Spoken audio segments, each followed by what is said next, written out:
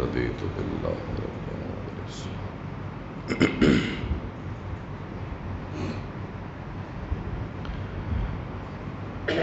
الحمد لله نحمده ونستعينه ونستغفره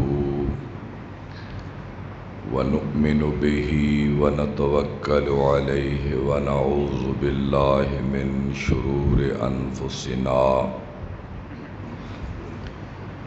ومن سيئات أعمالنا من يهده الله فلا مضل له ومن يضلله فلا هادي له وأشهد أن لا إله إلا الله وأشهد أن محمدًا عبده ورسوله. اللهم صل على محمد وعلى آل محمد كما صليت على إبراهيم وعلى آل إبراهيم إنك حميد مجيد. اللهم بارك على محمد وعلى آل محمد كما باركت على إبراهيم وعلى آل إبراهيم إنك حميد مجيد. أما بعد فإن خير الحديث كتاب الله وخير الهدي هدي محمد صلى الله تعالى عليه وآله وسلم وشر الأمور محدثاتها وكل محدثة بدعة وكل بدعة ضلالة وكل ضلالة في النار. ولا تقولوا لمن يقتل في سبيل الله أموات بل أحياء ولكن لا تشعرون. وَلَنَبْلُوَنَّكُمْ بِشَيْءٍ مِّنَ الْخَوْفِ وَالْجُوعِ وَنَقْصٍ مِّنَ الْأَمْوَالِ وَالْأَنفُسِ وَالثَّمَرَاتِ وَبَشِّرِ الصَّابِرِينَ الَّذِينَ إِذَا أَصَابَتْهُم مُّصِيبَةٌ قَالُوا إِنَّا لِلَّهِ وَإِنَّا إِلَيْهِ رَاجِعُونَ. صدقت یا رب العالمین. آمین آمین. تعریف ہے رب اکبر کی بڑی ذات کے لیے. درود و سلام اولین و آخرین کے امام سیدنا و مولانا حضرت محمد کریم صلی اللہ تعالی علیہ تحیۃ و السلام کی مبارک ذات پر. حضرات گرامی، پہلے میں نے یہ ذہن بنایا تھا کہ آج کے خطبے میں اس حوالے سے کچھ معروضات پیش خدمت کروں گا کہ جو اس وقت ہمارے ملک کے حالات ہیں. تقریباً آدھے سے زیادہ ملک سیلاب کی زد میں ہے اور لاکھوں مسلمان اگر میں کہوں تو بے جانہ ہوگا، وہ بے گھر ہو گئے، ان کے گھر پانیوں میں بہہ گئے اور سینکڑوں اموات ہو گئیں اور ان کے مال مویشی پانیوں میں بہہ گئے اور اتنا بڑا نقصان ہوا کہ جس کا ہم اندازہ نہیں لگا سکتے. اور اس میں میرا ذہن یہ تھا کہ میں احباب کا ذہن اس طرف لاتا کہ اپنے مسلمان بھائیوں کی مدد کے لیے ہر پاکستانی کو اپنا کردار ادا کرنا چاہیے اور ساتھ ساتھ ہمیں اپنے اللہ کی طرف بھی رجوع کرنا چاہیے تاکہ اللہ کی ذات ہمیں آسمانی بلاؤں سے، آزمائشوں سے، فتنوں سے اپنے فضل اور کرم کے ساتھ محفوظ رکھے. یقیناً ہر مسلمان جو اخلاص اور ثواب کی نیت سے اپنے مصیبت زدہ بھائیوں کی مدد کر رہا ہے اور اخلاص کے ساتھ اس کی نیت ہے کہ ان کی مدد ہو، ان کے دکھ میں ہم شریک ہوں، یقیناً اللہ کی نظر میں وہ بہت بڑا انسان ہے۔ اور اگر کوئی شخص بدنیتی سے اس جگہ پر، اس مقام پر کھڑا ہو کر وہ لوگوں کی امانتیں حقداروں تک نہیں پہنچاتا تو اس سے بڑا بدبخت بھی کوئی نہیں ہے۔ ہمارے معاشرے کا جو مزاج ہے آپ جانتے ہیں کہ ہمارے اندر خیانت اور بدنیتی کا کتنا بڑا عنصر شامل ہے۔ اللہ کے نبی صلی اللہ علیہ وسلم نے فرمایا، واللہ فی عون العبد ما کان العبد فی عون اخیہ۔ جب کوئی مسلمان اپنے بھائی کی مدد کے لیے نکلتا ہے تو اس وقت تک میرا اللہ اس کے کام سنوارتا رہتا ہے، اس کی مدد کرتا رہتا ہے، اور جس کی مدد میرا اللہ کرے اسے کوئی دکھ، افلاس، غربت، مصیبت نہیں پہنچتی۔ تو اس لیے ہم اپنی بساط کے مطابق اخلاص نیت کے ساتھ، ثواب کی نیت سے ان لوگوں کی مدد کریں۔ جہاں تک ہو سکے ہر فرد اپنا کردار ادا ضرور کرے۔ لیکن اس کے بعد میرے ذہن میں یہ بات چلی کہ میں نے 1 ماہ سے اہل بیت نبی کا ذکر شروع کر رکھا ہے اور اس کا آخری حصہ ابھی باقی تھا، تو میں نے چاہا کہ میں اپنی بات کو آج کے خطبے میں مکمل کروں۔ میں نے پچھلے جمعے میں بات جہاں چھوڑی تھی وہیں سے اس کا آغاز کرتا ہوں۔ سیدنا امیر معاویہ رضی اللہ تعالی عنہ، وہ 78 سال کی عمر میں انہوں نے وفات پائی۔ جب ان کی عمر 77 سال ہوئی، 78 سے 1 سال کم، تو وہ بیمار ہوئے اور اس بیماری میں موت کے آثار دیکھنے لگے، اور ان کے قریبی احباب نے انہیں مشورہ دیا، اور ان کا اپنا ذہن بھی یہی تھا کہ میں اپنے بیٹے یزید کو اپنا ولی عہد مقرر کر دوں۔ اس کے لیے انہوں نے کوشش کی کہ لوگ میرے بیٹے کی میری زندگی میں ہی بیعت خلافت کر لیں، اور وہ سمجھتے تھے کہ عراق، ایران، مصر اور افریقہ کے ممالک جہاں تک اسلامی حکومت تھی، سب لوگ آسانی سے میرے بیٹے کے ہاتھ پر بیعت خلافت کر لیں گے، لیکن حجاز کے اندر، مدینہ طیبہ کے اندر 4 شخصیتیں ایسی ہیں جو شاید میرے بیٹے کی خلافت کی بیعت آسانی سے نہ کریں۔ اور حجاز پورے بلاد اسلامیہ میں ایک اہم صوبہ اور اہم علاقہ تھا، چونکہ یہ نبی کریم صلی اللہ علیہ وسلم کا مسکن مبارک تھا، اور یہاں ابھی دین اپنے سچائی کے ساتھ موجود تھا۔ اور وہ 4 اشخاص کون تھے؟ ان میں سب سے بڑی شخصیت حضرت حسین ابن علی رضی اللہ تعالی عنہ کی تھی، اور ان کے بعد حضرت عبداللہ بن زبیر رضی اللہ تعالی عنہ۔ یہ زبیر کے بیٹے جو زبیر بن عوام ہیں، یہ حضرت زبیر رضی اللہ تعالی عنہ، ان کے بیٹے حضرت عبداللہ، اور زبیر 10 مبشرہ میں سے ہیں، قریشی ہیں، مہاجر ہیں، 10 مبشرہ سے ہیں، اور آپ کے ساتھ ان کی بڑی قریبی عزیزداری، آپ کی پھپھی کے بیٹے بھی ہیں۔ حضرت صفیہ کے بیٹے حضرت زبیر ہیں رضی اللہ تعالیٰ۔ تو یہ دوسری شخصیت تھی. اور تیسری شخصیت حضرت عبداللہ بن عمر رضی اللہ تعالی عنہ، اور چوتھی شخصیت حضرت عبد الرحمن بن ابی بکر رضی اللہ تعالی عنہ.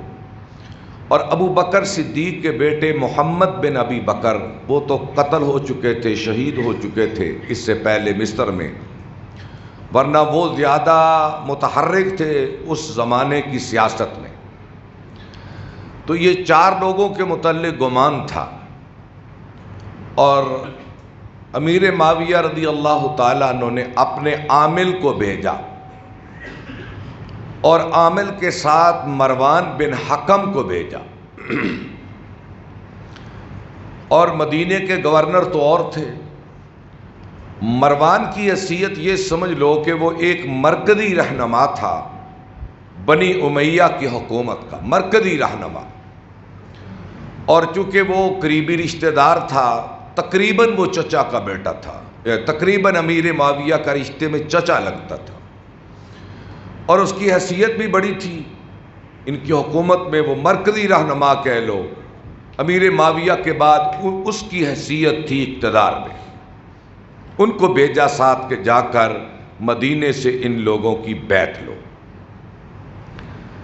جب مروان مدینے پہنچا تو اس نے آ کر مدینے کے گورنر سے کہا کہ ان 4 آدمیوں کو بلاؤ اور انہیں بتاؤ، یہ کہو پہلے کہ اگر کسی شخص کو امیر معاویہ کے زمانے میں خلیفہ بنا دیا جائے تمہیں کوئی اعتراض تو نہیں ہے؟ انہوں نے کہا کہ یہ کوئی اعتراض والی بات نہیں ہے، کہ کیونکہ حضرت ابو بکر صدیق رضی اللہ تعالی عنہ نے اپنی حیات طیبہ میں حضرت عمر رضی اللہ تعالی عنہ کو خلیفہ نامزد کیا تھا، یہ تو کوئی اعتراض والی بات نہیں ہے. تو ان دوسری مجلس میں انہوں نے پھر نام لے دیا کہ امیر معاویہ اپنے زمانے میں اپنے بیٹے یزید کو خلیفہ بنانا چاہتے ہیں. تو سب سے پہلے حضرت عبد الرحمن بن ابی بکر بولے، کہنے لگے یہ تو میرے باپ کی سنت نہیں ہے. اگر میرے باپ کی سنت ہوتی تو میرا باپ مجھے خلیفہ مقرر کرتا، میں ان کا بیٹا تھا. انہوں نے تو عمر بن خطاب کو مقرر کیا تھا جو ان کا رشتہ دار بھی نہیں تھا. یہ تو آمریت ہے، ہم اس کی تائید نہیں کر سکتے. حضرت عبد الرحمن بن عوف نے یہ بات کہی، اور یہی بات حضرت عبداللہ بن عمر نے کہی، اور یہی بات حضرت حسین ابن علی نے کہی، اور یہی بات حضرت عبداللہ بن عمر رضی اللہ تعالی عنہم نے کہی.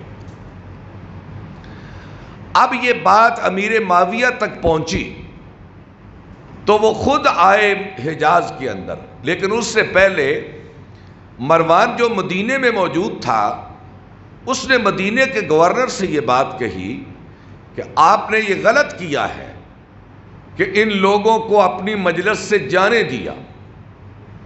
اگر انہوں نے یزید کی بیعت کا انکار کیا ہے تو آپ کو چاہیے تھا کہ اسی مجلس میں 4 کو قتل کر دیا جاتا.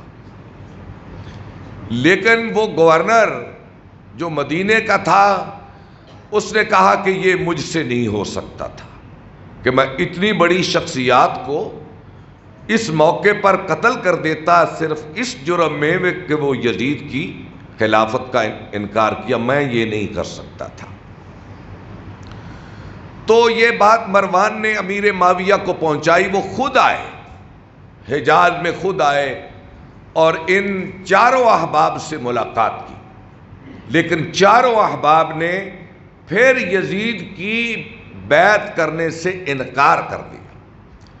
خیر باقی صوبہ جات سے یزید کی بیعت لی جا چکی تھی، بلکہ لی جا رہی تھی. کوفہ، بصرہ میں، مصر میں، ایران میں، فارس کے صوبہ میں، خراسان میں یزید کی بیعت لوگوں نے آسانی سے کر لی، کیونکہ وہ لوگ سمجھتے تھے کہ بنی امیہ کی سخت گیر طاقتوں کے سامنے ہماری کیا حیثیت ہے. اگر کسی نے انکار کیا تو قتل کر دیا جائے گا، اس کا گھر کھدوا دیا جائے گا، اس کے وطن سے بے وطن کر دیا جائے گا، اس کو اس کے بیوی بچوں سے محروم کر دیا جائے گا۔ اور اسی خوف کی بنیاد پر بعض صحابہ نے بھی بیعت کی۔ ام المومنین کے واقعات پڑھ لیں، اسی خوف کی بنیاد پر بھی بعض صحابہ نے یزید کی بیعت کی ہے، اس خوف کی بنیاد پر۔ تو خیر یزید کو 4 وصیتیں کی امیر معاویہ رضی اللہ تعالیٰ عنہ نے اپنی حیات میں، اپنی زندگی میں، ان کی بیعت لینے کے بعد۔ بیٹا بات سننا، یہ 4 شخصیات جو ہیں، ابو بکر کے بیٹے عبد الرحمن وہ اتنا پرعزم نہیں ہے، وہ اتنا فعال اور متحرک شخص نہیں ہے کہ تیرے مقابلے میں اعلان خلافت کرے اور لوگوں سے اپنی بیعت کرے، اس کی خیر ہے، ایک بات۔ اور دوسری بات، جو عبداللہ بن عمر حضرت عمر کے بیٹے ہیں، وہ ایک زاہد، ایک قانے، ایک متورع، ایک پرہیزگار، اسے تو حدیث اور سنت نبوی صلی اللہ علیہ وسلم کے ساتھ پیار ہے، وہ تو سیاست کے میدان میں قدم نہیں رکھے گا۔ 2 باتیں ہو گئی۔ اور تیسری بات ہے حسین ابن علی کی رضی اللہ تعالیٰ عنہ، وہ بڑے باپ کا بیٹا، بڑی ماں کا بیٹا، اور رسول پاک صلی اللہ علیہ وسلم کا بیٹا یعنی نواسہ ہے، اور وہ اعلان خلافت ضرور کرے گا، کیونکہ امیر معاویہ بھی ایک بہت بڑے مدبر، دانشور، دانشمند اور عرب کی سیاست کے بہت بڑے شخص تھے۔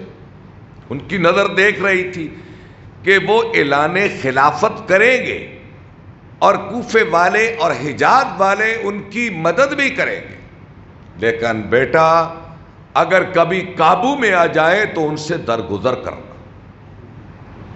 اور رہ گئی بات عبداللہ بن عمر کی، تو عبداللہ بن عمر لومڑی کی طرح چالاک اور شیر کی طرح بہادر ہے، شیر کی طرح بہادر ہے۔ اگر وہ تیرے خلاف اعلان بغاوت کرے، خلافت کا اعلان کرے، تو اسے پکڑ کے قتل کر دینا۔ یہ 4 وصیتیں ان 4 صحابہ کے بارے میں امیر معاویہ نے اپنے بیٹے کو کی۔ اب 78 سال کی عمر میں 60 ہجری میں امیر معاویہ نے وفات پائی اور شام میں دفن ہو گئے۔ اب یزید کا دور شروع ہوتا ہے۔ میں ایک تھوڑی سی تعارفی بات ذرا کہہ دوں، جو تاریخ کے طالب علم یا تاریخ سے دلچسپی رکھتے ہیں اور جو نہیں بھی رکھتے وہ توجہ کریں کہ نبی پاک صلی اللہ علیہ وسلم کا تعلق بنی ہاشم سے تھا، اور امیر معاویہ کا تعلق بنی امیہ سے تھا۔ عبد مناف نامی ایک شخص جہاں دونوں کا شجرہ نسب جا کر مل جاتا ہے، یوں کہیے کہ یزید اور حضرت حسین رضی اللہ تعالی، حضرت حسین رضی اللہ تعالی، ان دونوں کا جو شجرہ نسب ہے عبد مناف پہ جا کر مل جاتا ہے۔ میں ذرا شروع کروں تو آپ جانیں گے۔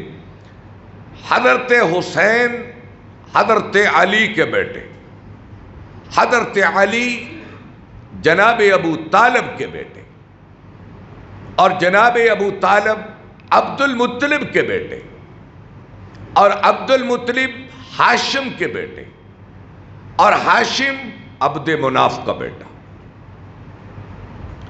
اور عبد مناف کے والد کا نام قصی تھا۔ یہ عرب کا بہت بڑا آدمی تھا، قریشیوں کو عزت دلانے میں قصی کا بڑا کردار تھا۔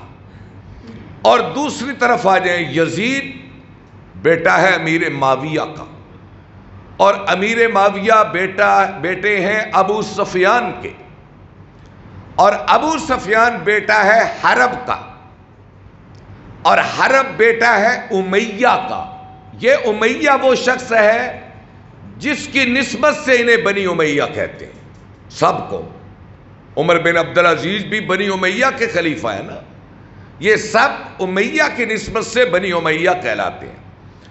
اور بنی امیہ بیٹا ہے عبد شمس کا، اور عبد شمس بیٹا ہے عبد مناف کا۔ یہاں سے دو شاخیں چلتی ہیں، دو شاخیں چلتی ہیں نا، تو ہاشم اور امیہ یہ چچا بھتیجا تھے.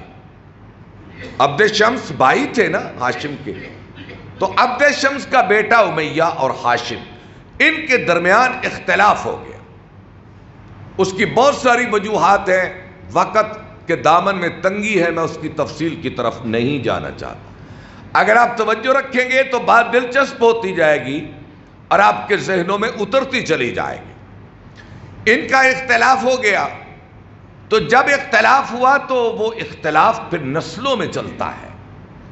اگر وہ دینی نہ ہو، دینی اختلاف نسلوں میں نہیں چلتا. وہ تو ایک وقت میں کسی مسئلے پہ اختلاف ہوا، بعد میں حل ہوا، بات ختم ہو گئی.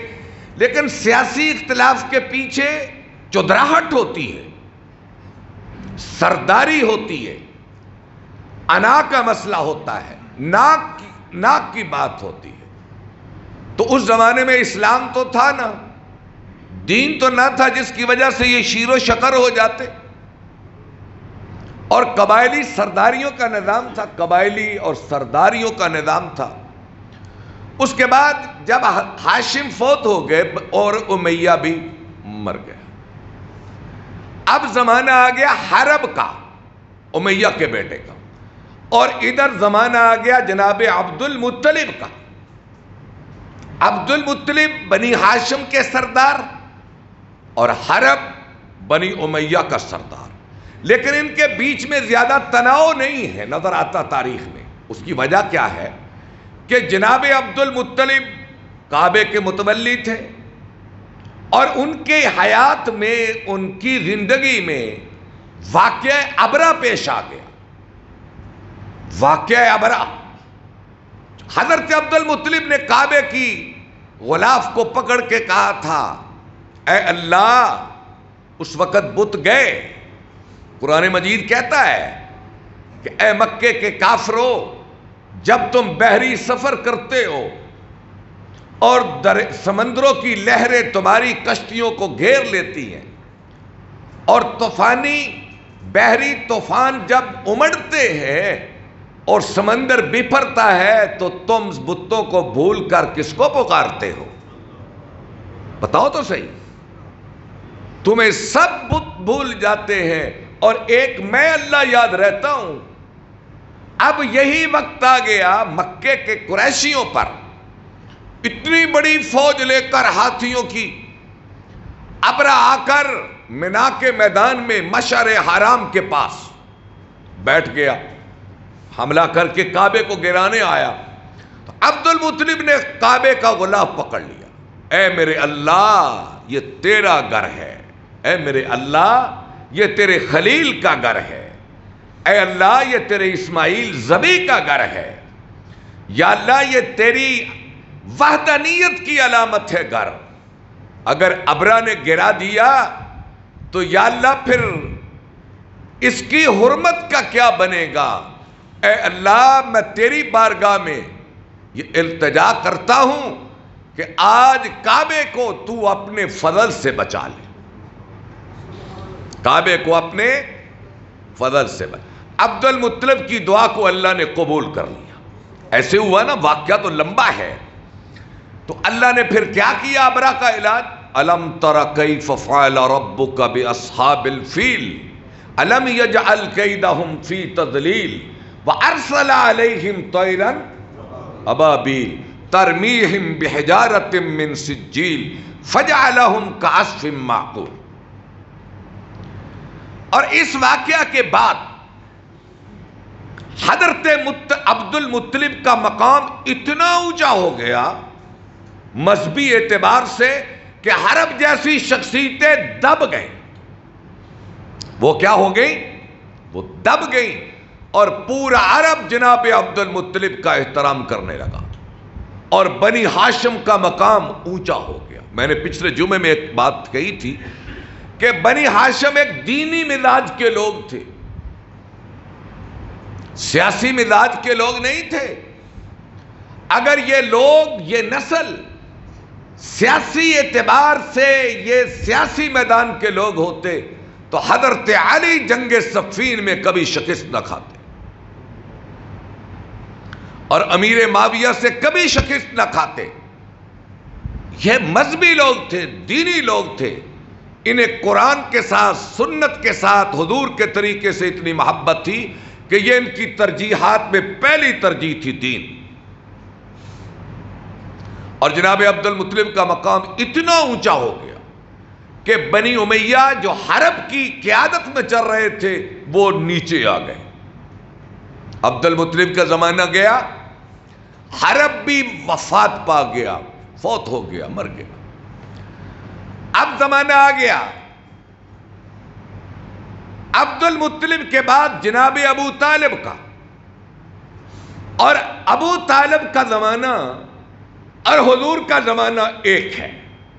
ایسے ہے نا کہ 10 نبوت میں نبی پاک صلی اللہ علیہ وسلم کی نبوت کا 10واں سال تھا کہ جناب عبد المطلب، جناب ابو طالب، عبد المطلب نہیں بھول گیا میں، جناب ابو طالب اور حضرت خدیجہ نبوت کے 10ویں سال میں وفات پا گئے. اور اسے عام الحزن کہتے ہیں، غم کا سال. حضور کے لیے یہ بڑا غم تھا کہ خدیجہ جیسی مونسہ اور ابو طالب جیسا نگران، نگہبان اور مددگار دنیا سے چلا گیا. یہ غم کا سال ہے. تو یہ ایک زمانہ ہے. وہ فوت ہوئے تو ادھر اللہ کے نبی رسول بن کر بنی ہاشم میں ابھرے. اب بنی امیہ کہنے لگے انہوں نے اونٹ ذبح کیے تو ہم نے بھی کیے، بنی ہاشم نے. انہوں نے سخاوتوں کے دریا بہائے تو ہم نے بھی بہائے. انہوں نے قربانیاں دی قبیلے کے لیے تو ہم نے بھی کی. اب ان کی نسل میں نبی آ گیا، ہم کیا کریں؟ نبوت تو ان میں آ گئی، ہم کیا کریں؟ تو یہ ان کے اندر چیز چھپی ہوئی تھی بنی ہاشم کے لیے. یہ میری تلخ باتیں ہیں، کڑوی باتیں ہیں، لیکن تاریخ کے دھارے کو کوئی موڑ نہیں سکتا جب تک حقائق کو مانا نہ جائے. تو ابو سفیان کہنے لگا کہ یہ کیا ہوا؟ ہم تو بنی ہاشم کا مقابلہ کرتے آئے، اب ہم نبوت کا مقابلہ کیسے کریں؟ ہم کیسے مان لیں؟ تو نتیجہ کیا نکلا کہ ابو سفیان اور اس کے قبیلے نے سب سے بڑھ کر حضور کی مخالفت کی. اور میں نے فضائل عثمان رضی اللہ تعالیٰ عنہ میں یہ جملہ کہا تھا کہ حضرت عثمان بنی امیہ سے نکل کر بنی ہاشم کے ایک فرزند جن کا نام نامی اسم گرامی حضرت محمد صلی اللہ علیہ وسلم ہے، ان کے ہاتھ پر بیعت کر لینا دین اسلام کی، یہ ان کی بہت بڑی قربانی تھی. ایک مخالف سیاسی کیمپ سے نکل کر آنا، اور حضور نے اتنی قدر فرمائی کہ اپنی بیٹی کا نکاح حضرت عثمان سے کر دیا. یہ آپ کی قدردانی تھی، یہ آپ نے قدر فرمائی حضرت عثمان رضی اللہ تعالی. اور یہی وجہ ہے کہ ابو سفیان اسلام کی مخالفت میں پیش نظر آتے. پہلے بھی میں نے یاد دہانی کے لیے کہوں کہ وہ جنگ بدر میں تو کاروانی تجارت کی قافلے کے ساتھ تھے، اور پھر بدر میں جو ہوا سو ہوا، اس کی آپ تاریخ سنتے رہتے. جس نے کہا تھا لنا عزا ولا عزا لکم، اولو حبل، اے محمد ہمارا حبل جیت گیا، ہمارا حبل جیت گیا، ہمارا عزا جیت گیا، ہمارا منات جیت گیا. جس کے مقابلے میں آپ نے فرمایا تھا ابو سفیان نہیں، اللہ مولانا ولا مولا لکم، ہمارا مولا اللہ ہے، تیرا مولا حبل ہے. اور یہ اس کی مخالفت کی انتہا تھی. اور پھر خندق میں دیکھ لیں، پھر آگے چلتے جائیں حدیبیہ میں دیکھ لیں، چلتے چلتے فتح مکہ کا دور آ گیا. اب اسلام عرب کی سب سے بڑی طاقت بن گئی. فتح مکہ کے بعد اسلام کی قوت کو کوئی چیلنج نہیں کر سکتا تھا. اسلام ایک حقیقت بن کر، ایک طاقت بن کر مدینہ ایک ریاست بن کر، مسلمان ایک لشکر، ایک جمعیت بن کر ابھری، تو بنی امیہ کے سارے لوگ مسلمان ہو گئے۔ ابو سفیان بھی مسلمان ہو گیا، اس کا قبیلہ، اس کا خاندان سب مسلمان ہو گیا، اور پھر اس خاندان نے اسلام کی خدمات کی ہیں۔ فتح شام، شام چونکہ رومیوں کا مقبوضہ تھا اور روم اس وقت دنیا کی بڑی طاقت تھی، فتح شام میں خالد ابن ولید نکلے، ابو عبیدہ ابن جراح نکلے، اور اسی ابو سفیان کا بیٹا یزید نکلا۔ وہ یزید اور ہے، یہ یزید اور ہے، یزید بن ابو سفیان، یہ یزید تو ابو سفیان کا پوتا ہے، وہ یزید ابو سفیان کے بیٹے، اور یہ بھی کمانڈر بن کر نکلا، حضرت عمر نے بھیجا ابو سفیان کے بیٹے یزید کو، خالد ابن ولید کو، اور ابو عبیدہ ابن جراح، یہ تین کمانڈر بن کر شام کی طرف نکلے، اور اللہ نے شام کو فتح کر دیا۔ اور اسی جنگ میں ابو سفیان کی بیوی ہندہ بھی نکلی، اور امیر معاویہ بھی نکلے۔ جب پورا فتح ہو گیا شام، تو حضرت عمر نے ابو سفیان کے بیٹے یزید کو شام کا والی بنا دیا، اور پھر طاعون کی بیماری 18 ہجری میں آئی، تو یہ یزید جو والی شام تھا یہ وفات پا گیا۔ اس کے بعد حضرت عمر رضی اللہ تعالیٰ عنہ نے امیر معاویہ کو شام کا والی بنا دیا، پھر حضرت عثمان کے دور میں بھی والی رہے۔ لیکن اس زمانے میں اسلام کا زور اور شباب تھا، یہ بنی امیہ اور بنی ہاشم شیر و شکر ہو گئے، ایمان کی دولت نے ان کے اندر سے کیا کہوں حسد، بغض اور اناد نکال دیا، سب شیر و شکر ہو گئے، اور بنی امیہ اور بنی ہاشم ایک دوسرے پہ قربانیاں کرنے لگے۔ لیکن جو جو ایمان نکلتا گیا، صحابہ اٹھتے گئے، تابعین کا زمانہ آتا گیا، اسلام عرب سے نکل کر عجم تک پہنچ گیا، پھر عجمی، اور پھر توحید کا رنگ بھی بدلتا گیا۔ عرب میں عجم آ گئے، ماحول بگڑتا گیا، دنیا داری آتی چلی گئی، اور اس کی سب سے بڑی دلیل یہ تھی کہ یزید کو ولی عہد مقرر کر دیا گیا، ولی عہد مقرر کر دیا گیا۔ اب سن 61 ہجری کا زمانہ آیا، یہ واقعہ کربلا سن 61 ہجری میں آیا، اور یزید کا دور خلافت 4 سال ہے صرف، اور یہ اکیلا بھائی ہے اپنی ماں سے، ایک اس کی بہن تھی، یہ تو وقت کافی ہو گیا۔ تو خیر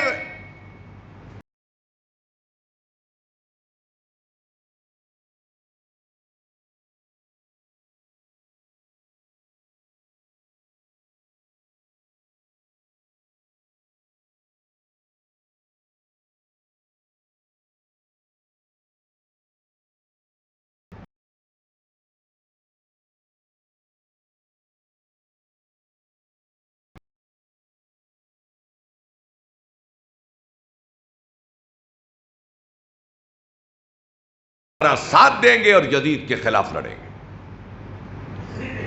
آپ نے اپنے چچا داد بھائی مسلم ابن عقیل کو بھیجا، یہ تو ابھی بہت بڑا واقعہ ہے، تو خیر میں یہیں مختصر کر کے اپنی بات کو ختم کر دوں گا۔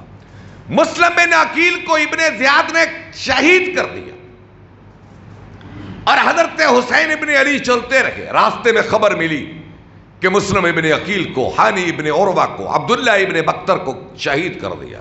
ان للہ پڑھا، آگے بڑھے، 2 محرم کو کربلا میں پہنچے، عمر ابن سعد 4000 کا لشکر لے کر آیا، اور 10 محرم کا دن آیا، جمعہ کا دن صبح ہوئی، دونوں لشکر دو بدو آ گئے، آپ کے سارے ساتھی شہید ہو گئے۔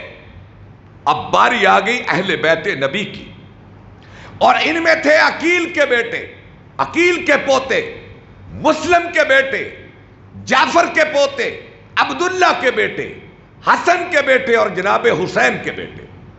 یہ نسل آل بیت محمد تھی۔ عقیل مسلم کے بیٹے اور مسلم کی اولاد عبداللہ بن جعفر، عبداللہ حضرت زینب کے شوہر ہیں،